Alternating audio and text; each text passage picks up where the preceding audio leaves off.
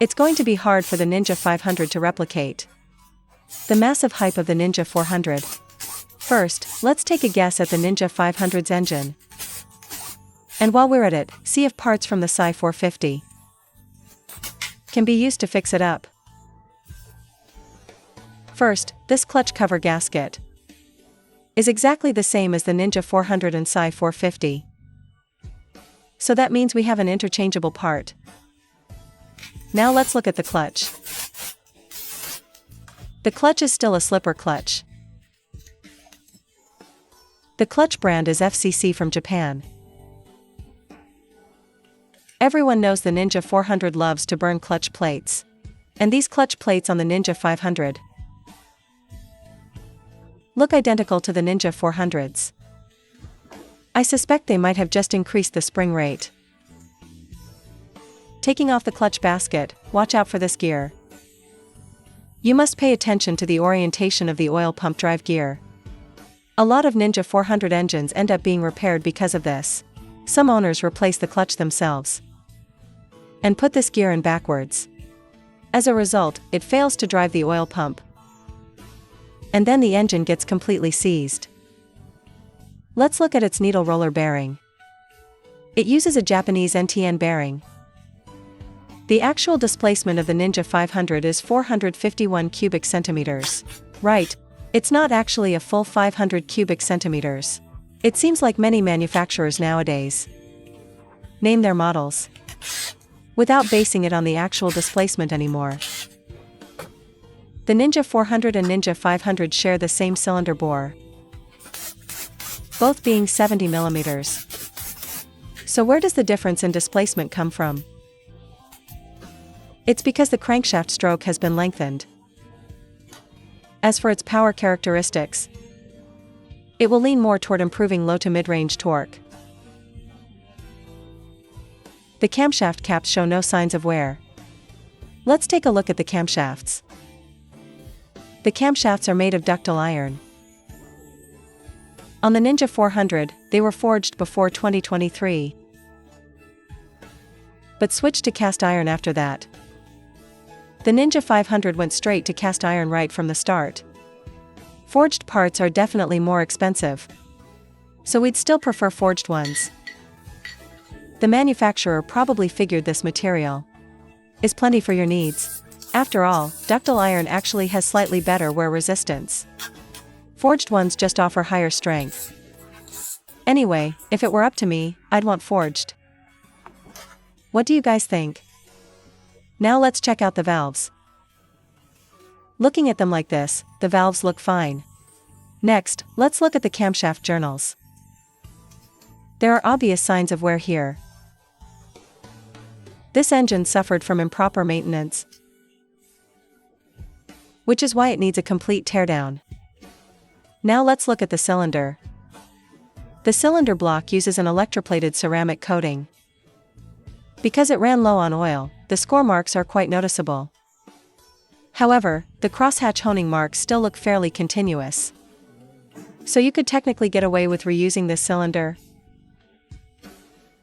But if you're chasing perfection, you'd replace it. When marks are this obvious, you should judge its condition based on the honing marks. Let's take a look at the pistons. The pistons can also still be used. The factory pistons are high silicon aluminum pistons.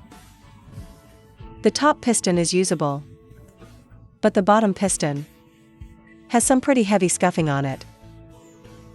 The owner's stance is, if it runs, so we'll just reuse it. It definitely won't cause any abnormal knocking noises. The skirt area where the piston takes the most load is right here. And there's no major damage here. Just 2 scratches that won't stop the owner from installing it. And indeed, there were no weird noises, so my assessment was correct. The top of this piston is also treated with a microarc oxidation process. The piston rings are from Riken. The owner had previously torn this engine apart themselves and sent it to me loosely put back together to finish the repair. Of these 2 connecting rods, one is good. and one is bad. The discolored one is the one that spun a bearing. And the non-discolored one? As you can see, the bearing shell is shot too. This bearing shell needs to be replaced as well. It's interchangeable with the Ninja 400, and can also be used on the Sai 450. The bearing shells are made by Dado Japan. The owner doesn't want to spend too much money fixing this engine. So I need to check if the Sai 450 parts can be bolted right on. Because as everyone knows, the Sai 450 is a clone of the Ninja 400. A lot of its parts are completely interchangeable with the Ninja 400. Whenever Ninja 400 owners come to me for engine repairs and want to save cash, we use Sai 450 parts directly. It works perfectly fine. For instance, if the crankshaft is ruined, you can swap in the entire crankshaft assembly from the Sai 450. Just remember to use them together. You can't use just the crank or just the rods on their own. Mix matching individual parts won't work, but swapping the whole assembly is no problem. Don't ask why. Just do it. The crankshaft stroke on the Sai 450 is longer, so you might worry if the pistons will pop out past the cylinder deck. Actually, they won't, because the Sai 450 connecting rods are shorter. Therefore, the piston's top dead center, TDC, remains unchanged. Things like the crankcase gaskets or the oil strainer I just pulled out. If you really can't source the OEM ones, you can use Sai 450 parts. All the rubber seals and gaskets can use Sai 450 components. Thank goodness for clones, thank goodness for clones. The price of a used Ninja 400 isn't very high anymore. If we had to bill based on genuine Kawasaki parts pricing, some people probably wouldn't even bother fixing it. When the budget is tight, the mechanic has to take a cut on profit too. But if we don't fix it, we don't make a single penny, right? Let's check the balancer shaft. This bearing is half worn, so it needs to be replaced. As for the main bearings, they are in pretty mediocre shape too. Let's just replace them all. The brand of the main bearings is also Dado Japan. Let's just skip past the transmission shafts. They look perfectly fine. If you're enjoying the video, please give it a thumbs up. Let's verify if the balancer shaft itself has issues, since the bearing shell was half destroyed earlier. Looking at it now, the balancer shaft is unharmed. The balancer shaft is forged. Now let's check the crankshaft. The rod journal for cylinder 2 is deeply scored here, as you can see. The crankshaft is forged alloy steel as well. The other journals are completely fine. Man, what a shame. A new crank like this isn't cheap. Once a crankshaft gets scored like this, it's pretty much toast. Let's talk about the maintenance specs for this engine. For oil viscosity, choose 10W40.